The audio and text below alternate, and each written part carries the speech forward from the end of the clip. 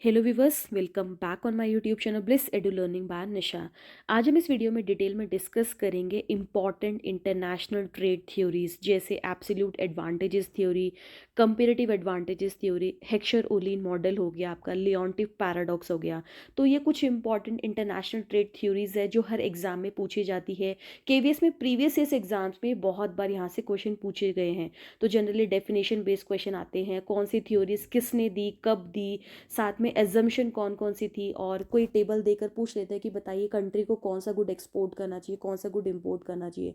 तो इतने relevant question और इस टाइप के क्वेश्चंस आपसे एग्जाम में पूछे जाते हैं। तो चलिए एक एक करके इन थ्योरी को डिटेल में डिस्कस करते हैं। सबसे पहले हम बात करेंगे इंपॉर्टेंट थ्योरी जिसका नाम है एब्सोल्यूट एडवांटेजेस थ्योरी। तो यहाँ से आपने कुछ बेसिक क्वेश्चन तैयार करने हैं।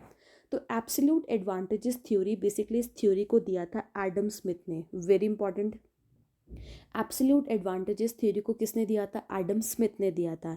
इसलिए इस थ्योरी को हम Adam Smith theory of international trade भी बोलते हैं। ठीक है। एंड आपको ध्यान रखना है, ऑब्वियसली इस थ्योरी को एडम स्मिथ ने कब दिया था? तो इस थ्योरी को एडम स्मिथ ने दिया था 1776 में। और आप सभी जानते हैं एडम स्मिथ की एक फेमस बुक थी जिसका नाम था वेल्थ ऑफ नेशन। तो ऐसे क्वेश्चन आपसे एग्जाम में पूछे जाते हैं। तो एडम स्मिथ ने जो ये थ्योरी दी थी एब्सोल्यूट एडवांटेजेस थ्योरी, देखिए बेसिकली एडम स्मिथ कहते थे कि दो कंट्री आपस में ट्रेड क्यों करेंगी, कंट्रीज के बीच में इंटरनेशनल ट्रेड क्यों होगा? ऑब्वियसली जब एक कंट्री को उस गुड को प्रोड्यूस करने में एफिशिएंसी हो, यानी अगर आप अपनी कंट्री में कोई गुड प्रोड्यूस कर रहे हैं और दूसरी कंट्रीज के कंपैरिजन में ज़्यादा एफिशिएंटली प्रोड्यूस कर रहे हैं, तो ऑब्वियसली आप वो गुड बनाकर एक्सपोर्ट करेंगे दूसरी कंट्री को। यानी सिंपल सा एडम स्मिथ कहते थे कि जिस गुड को प्रोड्यूस करने में जिस कंट्री की स्पेशलाइजेशन है, आप जिस गुड को प्रोड्यूस करने में कम खर्चा लगा रहे हो, कॉस्ट कम पड़ रही है, तो आपको वो गुड प्रोड्यूस करके एक्सपोर्ट करना चाहिए। और जिसको प्रोड्यूस करने में आपकी एफिशिएंसी नहीं है, आप स्पेशलाइज नहीं हो, आपको वो सिंपल सा गुड है वो इम्पोर्ट कर लेना चाहिए। ठीक है। तो एडम स्मिथ ने एब्सोल्यूट एडवांटेजेस थ्योरी थी जहां पर उन्होंने बोला जिस कंट्री को जो गुड बनाने में स्पेशलाइजेशन है उस कंट्री को वो गुड बनाकर एक्सपोर्ट करना चाहिए। अब इंपॉर्टेंट एजम्पशन पूछ लेता है कि एडम स्मिथ ने जब अपनी ये थ्योरी दी तो उसकी थ्योरी में क्या एजम्पशंस थे। बेसिकली एडम स्मिथ की थ्योरी किन एजम्पशंस पर बेस्ड थी? तो पहली एजम्पशन है कि एडम स्मिथ कहते थे कि हम ये मान के चल रहे हैं कि यहाँ पर सिर्फ दो ही कंट्री है। दूसरी एजम्पशन थी कि दो कंट्री है और दो ही गुड प्रोड्यूस हो रहे हैं कंट्री के अंदर। एंड थर्ड एजम्पशन कि इन दो गुड को प्रोड्यूस करने के लिए सिर्फ और सिर्फ एक फैक्टर ऑफ प्रोडक्शन का यूज़ किया जा रहा है जो कि है लेबर। यानी एडम स्मिथ ने जो ये मॉडल दिया था इसको कई बार 2x2x1 मॉडल भी बोला जाता है। तो पहले टू का मतलब है यहाँ पर दो कंट्री है, दूसरे टू का मतलब है कि ये दो कंट्री जो है वो दो गुड्स प्रोड्यूस कर रही है। एंड नेक्स्ट वन का मतलब है कि इन गुड्स को प्रोड्यूस करने में सिर्फ एक ही फैक्टर ऑफ प्रोडक्शन का यूज़ हो रहा है, वो है आपका लेबर। नेक्स्ट इंपॉर्टेंट एजम्पशन जो एडम स्मिथ ने दी थी कि कंट्री के अंदर लेबर मोबाइल है, यानी कंट्री के अंदर जो है लेबर आसानी से एक सेक्टर से दूसरे सेक्टर में आसानी से मूव कर सकते हैं, बट कंट्री के बाहर लेबर जो है मोबिलाइज नहीं होंगे। ठीक है। तो आपने एजम्पशंस याद रखनी है, एग्जाम में पूछी जाती है कि एडम स्मिथ ने अपनी थ्योरी में कौन से एजम्पशन दी, इनमें से कौन से एडम स्मिथ की थ्योरी के एजम्पशंस थी। ठीक है। अब इसको समझते हैं ज़रा। देखिए हम ये मान के चल रहे, देखिए आपने क्या पढ़ा था कि एडम स्मिथ ने बोला कि दो कंट्री है, तो यहाँ पे दो कंट्री कौन सी ले ली हमने टेबल के अंदर? India and America. ये दो कंट्री कौन से दो गुड बना रही है? यहाँ पे कौन से दो गुड प्रोड्यूस हो रहे हैं? शर्ट और पेन। और इनको बनाने के लिए कौन सा फैक्टर यूज हो रहा है? वो है सिर्फ और सिर्फ एक फैक्टर, वो है लेबर। अब इस टेबल को ध्यान से ऑब्जर्व करिए। जब हम बात करेंगे यहाँ पर, देखिए हम यहाँ पर बात कर रहे हैं कि एक घंटे के अंदर, 1 आवर के अंदर इंडिया और अमेरिका कितने कितने गुड्स को बना रहे हैं। तो ध्यान से देखिए, जब हम बात करते हैं शर्ट की, तो एक घंटे में इंडिया कितनी शर्ट प्रोड्यूस कर पा रहा है? यहाँ पर आप देख रहे होंगे 10, जबकि अमेरिका की सिर्फ कितनी शर्ट प्रोड्यूस कर पा रहा है? 5।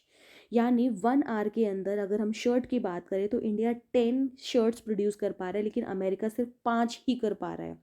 लेकिन अगर हम पेन की बात करें तो उसी एक घंटे के अंदर इंडिया जो है वो सिर्फ 25 पेन बना रहा है, जबकि अमेरिका जो है वो कितने पेन बना पा रहा है? 40 पेन बना पा रहा है।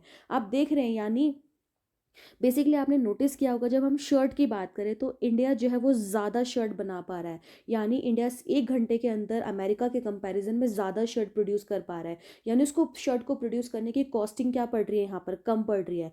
बेसिकली हम कह सकते हैं कि यहाँ पर इंडिया जो है उसका एब्सोल्यूट एडवांटेजेस है शर्ट बनाने में, जबकि अमेरिका का एब्सोल्यूट एडवांटेजेस क्या है, पेन बनाने में। आप देख रहे हैं अमेरिका कितने पेन बना पा रहा है, 40, जबकि इंडिया सिर्फ कितना बना पा रहा है, 25। तो एडम स्मिथ कहते थे कि बेसिकली जिस कंट्री को जो गुड प्रोड्यूस करने में एब्सोल्यूट एडवांटेजेस है, यानी वो दूसरे कंट्री के कंपैरिजन में उस गुड को ज़्यादा प्रोड्यूस कर पा रहा है कम समय में, तो बेसिकली उस कंट्री को वो गुड बनाकर एक्सपोर्ट करना चाहिए। ठीक है, तो ये थ्योरी थी एडम स्मिथ की थ्योरी। नेक्स्ट हम बात करते हैं यहाँ पर कंपेरेटिव एडवांटेजेस थ्योरी, जिसको आगे दिया था हमारे डेविड रिकार्डो ने। ठीक है, अब कुछ इंपॉर्टेंट फैक्ट्स आपने यहाँ से याद रखने हैं कि एब्सोल्यूट एडवांटेजेस थ्योरी के बाद कौन सी थ्योरी आई थी, एग्जाम में पूछा जाता है। एब्सोल्यूट एडवांटेजेस थ्योरी के बाद आई थी कंपेरेटिव एडवांटेजेस थ्योरी, एंड इस थ्योरी को दिया था डेविड रिकार्डो ने। कब दिया था, 1817 में, ईयर याद रखना। इस थ्योरी को डेविड रिकार्डो ने दिया था 1817 में। इसलिए कंपेरेटिव एडवांटेजेस थ्योरी को हम Ricardian theory of international trade भी बोलते हैं। तो देखिए, बेसिकली जो कंपेरेटिव एडवांटेजेस थ्योरी था, तो डेविड रिकार्डो सिंपल सा बोलते थे कि जिस कंट्री को जिस गुड को प्रोड्यूस करने में कंपेरेटिव एडवांटेजेस होगा। कंपेरेटिव एडवांटेजेस का मतलब है कि जिस कंट्री को जिस गुड को प्रोड्यूस करने में अपॉर्चुनिटी कॉस्ट कम पड़ेगी।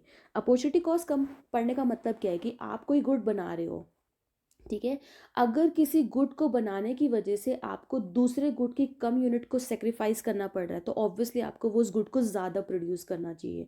तो डेविड रिकार्डो कहते थे कि जिस कंट्री को जिस गुड को बनाने में जो अपॉर्चुनिटी कॉस्ट है अगर कम पड़ेगी, तो उस कंट्री को वो गुड बनाकर एक्सपोर्ट करना चाहिए था। जबकि एडम स्मिथ ने सिर्फ और सिर्फ बोला कि एब्सोल्यूट एडवांटेजेस होगा तो वो कंट्री को गुड बनाकर एक्सपोर्ट कर देना चाहिए। ठीक है, यहाँ पर डेविड रिकार्डो ने बोला कि मान लीजिए अगर कोई कंट्री है जिसको ए भी गुड को बनाने में कंपेरेटिव एब्सोल्यूट एडवांटेजेस नहीं है। यहाँ पे रिकार्डो ने बोला कि कंट्री को अगर मान लीजिए एक भी गुड को प्रोड्यूस करने में एब्सोल्यूट एडवांटेजेस नहीं है, बट स्टिल फिर भी कंट्री आपस में ट्रेड कर रही है। क्यों ट्रेड कर रही है, क्योंकि उस कंट्री का उस गुड को प्रोड्यूस करने में कंपेरेटिव एडवांटेजेस है, यानी उस गुड को प्रोड्यूस करने में जो अपॉर्चुनिटी कॉस्ट पड़ रही है वो क्या पड़ रही है, कम पड़ रही है। तो इंपॉर्टेंट है, क्वेश्चन पूछा जाता है कि डेविड रिकार्डो की थ्योरी जो है वो किस पर बेस्ड थी, उनका मेन फोकस किस पे था, कंपेरेटिव एडवांटेजेस पे था। कंपेरेटिव एडवांटेजेस किस फॉर्म में, यानी लोअर अपॉर्चुनिटी कॉस्ट के फॉर्म में। अभी यहाँ से इंपॉर्टेंट एजम्पशन है जो एग्जाम में पूछी जाती है। तो डेविड रिकार्डो की थ्योरी जो थी वो कुछ एजम्पशंस पर बेस्ड थी। पहला एजम्पशन क्या था, यहाँ पर टू कंट्री है, सेम दो कंट्री है, दो गुड बन रहे हैं और एक फैक्टर ऑफ प्रोडक्शन है जो कि है लेबर। ठीक है, इसीलिए इसके मॉडल को भी 2x2x1 मॉडल बोला जाता है। दूसरा इंपॉर्टेंट एजम्पशन जो डेविड रिकार्डो ने दिया वो ये दिया कि कंट्री के अंदर, यानी हमारी कंट्री के अंदर, उस कंट्री के अंदर जो टेक्नोलॉजी रहेगी वो क्या रहेगी, कांस्टेंट। तीसरा इंपॉर्टेंट एजम्पशन, कंट्री के अंदर लेबर मोबाइल है, आसानी से मूव कर सकते हैं, लेकिन outside the country labour mobile नहीं है। चौथा important assumption, no trade barriers. ये इंपॉर्टेंट क्वेश्चन जो है 2016 के पेपर में पूछा गया था। ठीक है, अजम्पशन पर बेस था। ठीक है, आपको ध्यान रखना है। रिकार्डियन की थ्योरी में रिकार्डियन ने एज्यूम किया था कि नो ट्रेड बैरियर्स, कोई ट्रेड बैरियर्स नहीं है, कोई रेस्ट्रिक्शंस नहीं है, यानी कंट्रीज आपस में फ्री ट्रेड कर रही है। एंड मोस्ट इंपॉर्टेंट, कोई ट्रांसपोर्टेशन कॉस्ट नहीं है। आपने ध्यान रखना है। अब इसको थोड़ा सा हमें काम करते हैं, इसको थोड़ा सा यहाँ पर हम टेबल के थ्रू समझते हैं कैसे। देखिए, अब इस टेबल को अब जब आप ध्यान से ऑब्जर्व करें, देखिए, जब हम बात करें कॉटन की, तो आपको नज़र आ रहा होगा कॉटन हम टर्न्स के फॉर्म में मेजर कर रहे हैं और लैपटॉप यूनिट्स के फॉर्म में। तो कॉटन की बात करें तो इंडिया जो है वो कितने टन कॉटन को प्रोड्यूस कर रहा है, 20, जबकि नेपाल सिर्फ कितना कर रहा है, 16। तो बेसिकली आप देख रहे हैं कि इंडिया जो है वो ज़्यादा कॉटन को प्रोड्यूस कर पा रहा है। ठीक है, तो ऐसे में इंडिया को कॉटन प्रोड्यूस करना चाहिए। जबकि दूसरी जगह पर भी आप देख रहे हैं इंडिया जो है वो 10 यूनिट्स लैपटॉप बना रहा है, जबकि नेपाल सिर्फ 2 यूनिट्स लैपटॉप बना रहा है। तो यहाँ पर भी इंडिया क्या कर रहा है, इंडिया जो है लैपटॉप का प्रोडक्शन ज़्यादा कर पा रहा है। तो ऐसे में देखा जाए तो इंडिया को यहाँ पर लैपटॉप भी ज़्यादा प्रोड्यूस करना चाहिए। तो अगर इंडिया कॉटन भी ज़्यादा प्रोड्यूस करेगा, लैपटॉप भी ज़्यादा प्रोड्यूस करेगा, तो फिर नेपाल क्या करेगा, और फिर इंडिया नेपाल के साथ ट्रेड ही क्यों करेगा। ठीक है। तो इस टेबल को जब आप ध्यान से ऑब्जर्व करेंगे तो आपको समझ आएगा कि दोनों ही गुड को प्रोड्यूस करने में, चाहे कॉटन का प्रोडक्शन हो चाहे लैपटॉप का प्रोडक्शन हो, दोनों ही गुड को प्रोड्यूस करने में एब्सोल्यूट एडवांटेजेस है इंडिया के पास। यानी इंडिया ज़्यादा प्रोड्यूस कर पा रहा है, इंडिया को ज़्यादा फायदा मिल पा रहा है, इंडिया उस गुड की ज़्यादा क्वांटिटी को प्रोड्यूस कर रहा है। ठीक है। तो क्या ऐसे में इंडिया का जो एब्सोल्यूट एडवांटेजेस दोनों गुड को प्रोड्यूस करने में है। ठीक है। तो इसलिए इस मॉडल को आगे जो है वो रिकार्डो ने जब एक्सपैंड किया तो रिकार्डो ने बोला देखिए, ऐसे में क्योंकि एक कंट्री का दोनों गुड को प्रोड्यूस करने में एब्सोल्यूट एडवांटेजेस हो सकता है, तो ऐसे में क्या ट्रेड नहीं होगा, यहाँ पे ट्रेड होगा। तो यहाँ पर रिकार्डो ने बोला कि हम कैलकुलेट करेंगे कि उस गुड को प्रोड्यूस करने में किसकी अपॉर्चुनिटी कॉस्ट क्या हो रही है, कम पड़ रही है। तो आप ध्यान से देखिए ज़रा, जब इंडिया जो है, मान लीजिए इंडिया जो है वो 20 टन कॉटन का प्रोडक्शन कर रहा है, तो उसकी अगर वो 20 टन कॉटन का प्रोडक्शन करेगा तो उसको 10 यूनिट्स लैपटॉप की सेक्रीफाइस करनी पड़ेगी। तो कितना अपॉर्चुनिटी कॉस्ट आ रहा है, 0.5। जबकि नेपाल की बात करें, अगर नेपाल जो है वो 16 टन कॉटन को प्रोड्यूस करता है तो नेपाल को सिर्फ 2 यूनिट्स लैपटॉप की सेक्रीफाइस करनी पड़ रही है। तो अपॉर्चुनिटी कॉस्ट कितनी आ गई, 0.125। तो अब ध्यान से देखेंगे यहाँ पर अपॉर्चुनिटी कॉस्ट कॉटन को प्रोड्यूस करने के लिए, अपॉर्चुनिटी कॉस्ट किसको कम पड़ रही है, नेपाल को या इंडिया को, दिख रहा है नेपाल को कितनी, 0.125। तो ऐसे में क्या करना चाहिए, नेपाल को क्या करना चाहिए, कॉटन को प्रोड्यूस करना चाहिए। जबकि यहाँ पे ध्यान से देखिए, जब इंडिया जो है वो 10 यूनिट्स लैपटॉप की प्रोड्यूस कर रहा है तो उस केस में उसको 20 टन्स जो है वो कॉटन को सेक्रीफाइस करना पड़ रहा है। ठीक है। जब यहाँ पर वो 2 यूनिट्स लैपटॉप की प्रोड्यूस कर रहा है तो 16 यूनिट यहाँ पर उसको सेक्रीफाइस करना पड़ रहा है। तो ऐसे में इंडिया का जो है अपॉर्चुनिटी कॉस्ट कम कहाँ पड़ रहा है, यहाँ पर कम पड़ रहा है। तो ऐसे में इंडिया को क्या करना चाहिए, इंडिया को ज़्यादा से ज़्यादा लैपटॉप प्रोड्यूस करने चाहिए।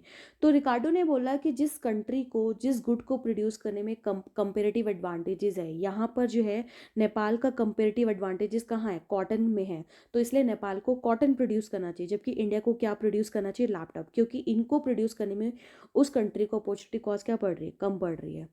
अब इसके बाद जो नेक्स्ट थ्योरी आ गई थी वो आ गई थी एचओ मॉडल, जिसको दिया था Heckscher Olin model, very important. इस थ्योरी का यानी क्वेश्चन कई बार आता है कि सबसे पहले कौन सी थ्योरी आई थी, तो आपकी आई थी एब्सोल्यूट थ्योरी, फिर आई कंपेरेटिव थ्योरी, और उसके बाद आया हमारा एचओ मॉडल, एचओ थ्योरी। जो एचओ मॉडल है उसकी फुल फॉर्म होती है हेक्सर ओलीन मॉडल।